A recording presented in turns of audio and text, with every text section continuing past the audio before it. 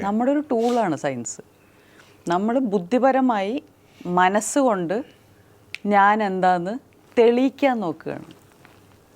അത് നമ്മുടെ മനുഷ്യ മനസ്സിൻ്റെ ഒരു എന്താ പറയുക വിനോദമാണ് സയൻസ്. നമുക്കിഷ്ടമാണ് സാധനങ്ങൾ പ്രൂവ് ചെയ്യാൻ, അത്രയേ ഉള്ളൂ. ഓൾറെഡി ഉള്ള സാധനങ്ങളല്ലേ പ്രൂവ് ചെയ്യാൻ പറ്റുള്ളൂ. അപ്പോൾ ജീവൻ എന്താണെന്ന് പോലും അറിയാത്ത ലെവലിൽ എങ്ങനെ ജീവനെ സൃഷ്ടിക്കും? ആര് സൃഷ്ടിക്കും? ആര് സൃഷ്ടിക്കും? എന്തിൽ നിന്ന് സൃഷ്ടിക്കും? അതിനുള്ള ഒരുപാട് പരീക്ഷണങ്ങളും നടത്തിക്കോട്ടെ, അതൊരു വിനോദമാണ്. അതെന്താ സംഭവിക്കുന്നത്? അതൊരിക്കലും സംഭവിക്കില്ല എന്ന് തന്നെയാണ്. അല്ല, നിങ്ങൾ തന്നെ ആലോചിച്ച് നോക്കൂ, ആരാണ് ഇത് ചെയ്യാൻ നോക്കുന്നത്? എന്തുകൊണ്ടുണ്ടാക്കും? എങ്ങനെ? ജസ്റ്റ് ചിന്തിച്ചുകൊണ്ടിരുന്നാൽ മതി, ജസ്റ്റ് ചോദ്യങ്ങൾ ചോദിച്ചുകൊണ്ടിരുന്നാൽ മതി. ഹൗ, വെൻ, വെയർ, വൈ, എങ്ങനെ ചോദിച്ചുകൊണ്ടിരുന്നാൽ മതി എന്തിനും. അപ്പോൾ നമുക്ക് ഈ ഉത്തരം മുട്ടുന്ന സ്ഥലങ്ങൾ വരുമ്പോഴാണല്ലോ അതിൻ്റെ ഒരു ത്രില്ല്. എന്നിട്ട് ഇനിയും ചോദിക്കുക. എനിക്കെപ്പോഴും തോന്നിയിട്ടുള്ള ഒരു ഡൗട്ടാണ്. ഡൗട്ടെന്ന് വെച്ച് കഴിഞ്ഞാൽ ചിലപ്പോൾ മണ്ടത്തരാണെന്ന് എനിക്കറിയില്ല.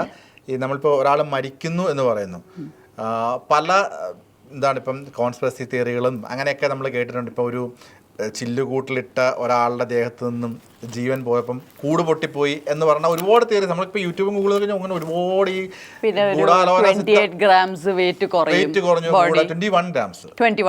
ഗൂഢാലോചന സിദ്ധാന്തം കോൺസ്പിറസി തിയറികൾ ഒരുപാടുണ്ട്. ഇങ്ങനെ ചില്ല് പൊട്ടിപ്പോയി, അതാണ് എനർജി പോയി എന്നൊക്കെ പറഞ്ഞത്. അപ്പോൾ ഈ ഇപ്പോൾ മനുഷ്യന് ഇന്നോളം വളർന്ന മനുഷ്യന് ഒരു ശരീരത്തിനെയും അതിൻ്റെ ഓർഗൻസിനെയൊക്കെ അതേപോലെ ക്രിയേറ്റ് ചെയ്യാനുള്ള കഴിവുണ്ടാവും.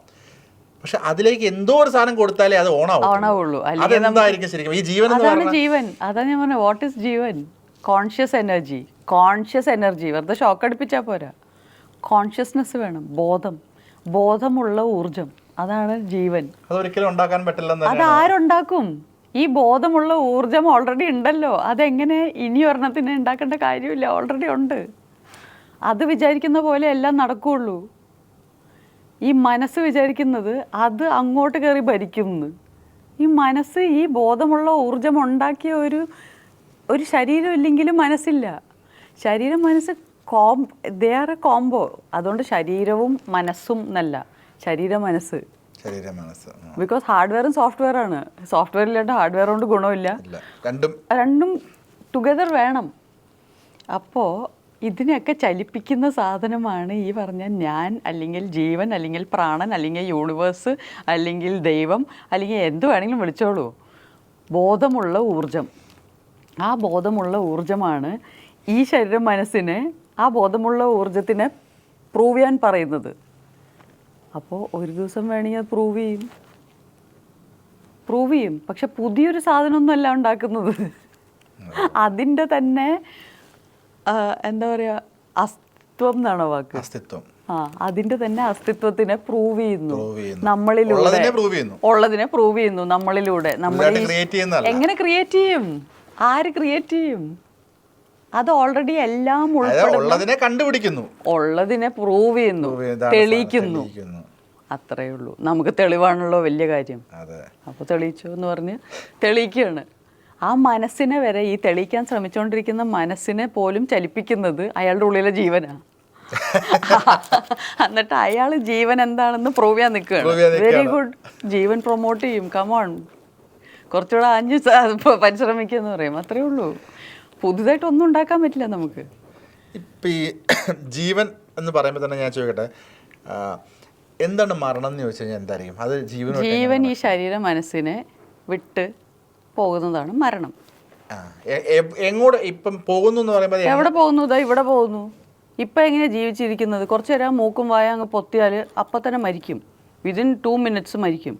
ഇത്രയല്ലേ ഉള്ളൂ ശരീര മനസ്സ്. കുറേ നേരം എന്നോട് ചോദ്യം ചോദിക്കുന്നു, എനിക്ക് ദേഷ്യം വരുന്നു, ഞാൻ കഴുത്തിൽ പിടിച്ചങ്ങ് അമക്കിയാൽ ചത്തുപോകും. എന്തുകൊണ്ട്? ശ്വാസം കിട്ടിയില്ല. അതാ ഇവിടെ തന്നെ, ഇവിടെയുള്ള ഈ ശ്വാസമല്ലേ വലിച്ചുകൊണ്ടിരിക്കുന്നത് നമ്മളെല്ലാവരും. ഇവിടേക്ക് തന്നെ തിരിച്ചു പോകും. ഇതിൻ്റെ ഉള്ളിലോട്ട് പോവില്ല, അത്രയേ ഉള്ളൂ. അപ്പോൾ ഇതാണ് ചത്തു എന്ന് പറയും. ഇത് മരണം. അതിനെ കുഴിച്ചിട്ടു, എവിടെ തിരിച്ച് പ്രകൃതിയിലോട്ട് പോയി, മണ്ണായി, അല്ലെങ്കിൽ ചാരമായി, എന്തോ ആയി. അത്രയേ ഉള്ളൂ. ഈ മരണാനന്തര ജീവിതം അല്ലെങ്കിൽ നിയർ ഡെത്ത് എക്സ്പീരിയൻസ്, അതിനെ പറ്റിയൊക്കെ എന്താണ് ഒരു കാഴ്ചപ്പാട്? നിയർ ഡെത്ത് എക്സ്പീരിയൻസ് ലൈഫ് മനസ്സിന് കൊടുക്കുന്ന ഒരു ഷോക്കാണ്, ഒരു ബോൾട്ട് ഓഫ് ഷോക്ക്. എന്നിട്ട് അതോടുകൂടെ കംപ്ലീറ്റ്ലി മാറും മനസ്സ്. എല്ലാ ND പേഷ്യൻസിനും അല്ലെങ്കിൽ അത് എക്സ്പീരിയൻസ് ചെയ്ത ആൾക്കാർക്ക് പിന്നെ അങ്ങോട്ട് കംപ്ലീറ്റ് ഷിഫ്റ്റാണ്. എന്താ അവർ ചെറുതായിട്ടൊന്ന് കണ്ടു, ആ കാഴ്ച എല്ലാ കാഴ്ചകളും ഒരു ആകത്തുക സെയിം ആണ് ഇവർ പറയുന്ന കാഴ്ചകളെല്ലാം. കുറെ ലൈറ്റും ഇതും അവരുടെ ഇഷ്ട ദൈവത്തിനെ കണ്ടു. മനസ്സാണ് ശാന്തമായി പൊക്കോണ്ടിരിക്കുന്നൊക്കെ പറഞ്ഞ ശാന്തമാവും. പക്ഷെ അതൊക്കെ അപ്പോഴും മനസ്സിൻ്റെ പ്രൊജക്ഷൻസ് ആണ്. കേട്ടിട്ടുള്ള കുറേ കാര്യങ്ങൾ നമ്മൾ ഇവരുടെ തന്നെ കുറേ വീഡിയോസ് കണ്ടാൽ നമ്മൾ അത് തന്നെ കാണും. ബിക്കോസ് മറ്റേ സൈഡ് കാണാൻ പറ്റില്ല, ബിക്കോസ് അപ്പോഴേക്കും മരിച്ചു പോകും, പിന്നെ തിരിച്ചു വരവില്ല. ആ അറ്റം എന്ന് പറഞ്ഞാൽ മനസ്സിൻ്റെ ഒരു അറ്റം കാണുന്നു, അത്രേ ഉള്ളൂ. പിന്നെ ഇത്ര സെക്കൻഡിനുള്ളിൽ തിരിച്ചു വരണം, അല്ലെങ്കിൽ പോയി ശരീരം വിട്ടുപോകും. അപ്പോൾ ഈ മെഡിറ്റേഷൻ ടെക്നിക്സിൽ out of body meditations, astral projection, ഇതൊക്കെ ചെയ്യുമ്പോൾ ആ ത്രെറ്റ് എപ്പോഴും ഉണ്ട്, മരണം എപ്പോഴും സംഭവിക്കാം. ഈ ആസ്ട്രൽ പ്രൊജക്ഷനിലൊക്കെ എല്ലാവരും വിശ്വസിക്കുന്നുണ്ട്. വിശ്വസിക്കേണ്ട ആവശ്യമില്ല, നമുക്ക് അനുഭവിക്കാം. ഒന്നും കണ്ണടച്ച് വിശ്വസിക്കരുത്. നമ്മൾ ചോദ്യം ചെയ്യണം, നമ്മൾ അനുഭവിക്കണം, നമ്മൾ അനുഭവിച്ചറിയണം. പിന്നെ അത് നമ്മുടെ അറിവായി, വിശ്വാസമല്ല. ഒന്നിലും വിശ്വസിക്കരുത്. എന്തിനു വിശ്വസിക്കുന്നത്? നമ്മൾ വിശ്വസിക്കാൻ പാടില്ല. നമ്മൾ ചോദിച്ചും അറിഞ്ഞും കൊണ്ടും പഠിച്ചും അനുഭവിച്ചു വേണം അറിയാൻ. ലൈഫ് അതിനാണല്ലോ ഒരു ശരീര മനസ്സെടുക്കുന്നത്. ഈ ആസ്ട്രൽ പ്രൊജക്ഷൻ എങ്ങനെയാണല്ലോ അറിഞ്ഞത്, എങ്ങനെയാണ് ശരിക്കും അത് അറിഞ്ഞിട്ടുണ്ട്? ഇതെല്ലാം ഈ പറയുന്ന വിഗ്യാൻ ഭൈരവ് തന്ത്രയിൽ 112 ടെക്നിക്കിൽ ഓഷോ എഴുതിയ ബുക്കല്ല അത്. വിഗ്യാൻ ഭൈരവ് തന്ത്ര ഒരു പുരാണമാണ്. 5000 വർഷം നമുക്ക് പറയാൻ പറ്റില്ല, വർഷങ്ങളൊന്നും നമ്മൾ പറയുന്നതാണ്. ഒരു വളരെ പ്രീ ഹിസ്റ്റോറിക്കൽ സാധനം പോലെയാണ്. അതെ, ആ ബുക്കാണ് എന്നോട് വായിക്കാൻ പറഞ്ഞത്. അപ്പോൾ അത് ഓഷോൻ്റെ ട്രാൻസ്ലേഷൻസ് ആണ്, ബിക്കോസ് നമുക്കൊന്നും സംസ്കൃതം വായിക്കാൻ അറിയില്ലല്ലോ. അപ്പോൾ അത് പല ഗുരുക്കന്മാരും അതിനെ ലഘൂകരിച്ച് നമ്മളിപ്പോൾ ഡിസ്കസ് ചെയ്തുകൊണ്ടിരിക്കുന്ന ടോപ്പിക്ക് ആക്ച്വലി പറഞ്ഞാൽ എന്താണ്? ജീവനാണ്. എല്ലാവർക്കും ജീവനുണ്ടല്ലോ, മനസ്സിലായില്ലേ? പൊയ്ക്കോ എന്ന് പറയേണ്ട കാര്യമുള്ളൂ. പിന്നെ നമ്മൾ ഈ ഇരുന്ന് ഡിസ്കസ് ചെയ്യുന്നതാണ് ഈ ഡിസ്കോഴ്സസ്, അതാണ് ആ ബുക്കിലൊക്കെ ഉള്ളത്, എക്സ്പ്ലെയിൻ ചെയ്യുക. പക്ഷേ ആക്ച്വലി വിഗ്യാൻ ഭൈരവ് തന്ത്ര എന്ന് പറയുന്നത് 112 ടെക്നിക്കാണ്, താന്ത്രിക് ടെക്നിക്സാണ്. നമ്മളതിൽ ഏത് ചെയ്താലും വേറൊരു വശം നമ്മൾ അനുഭവിച്ചറിയും. വളരെ ഡിഫിക്കൽട്ട് ടെക്സ്റ്റാണ് ഇത് ചെയ്യാൻ, വളരെ ഡിഫിക്കൽട്ടാണ്. 112 ചെയ്യാന്ന് പറഞ്ഞാൽ ഭയങ്കര ഡിഫിക്കൽട്ടാണ്. ഫുൾ വായിച്ചിട്ടുണ്ട്. വായിക്കാനുള്ള ബുക്കല്ല, ചെയ്യാനുള്ള ബുക്കാണ്. എനിക്ക് 2.5 കൊല്ലം എടുത്തു ആ ഒരു ബുക്ക് തീർക്കാൻ, വേറെ ഒരു പണിയും ചെയ്യാതെ. എന്ന് വെച്ചാൽ അഭിനയിക്കുന്ന സമയം അല്ലാത്ത എല്ലാ മിനിറ്റും ഈ ബുക്കിലായിരുന്നു ഞാൻ. ലാലേട്ടനെ പോയി ട്രൈ ചെയ്തിട്ടുണ്ടാവും?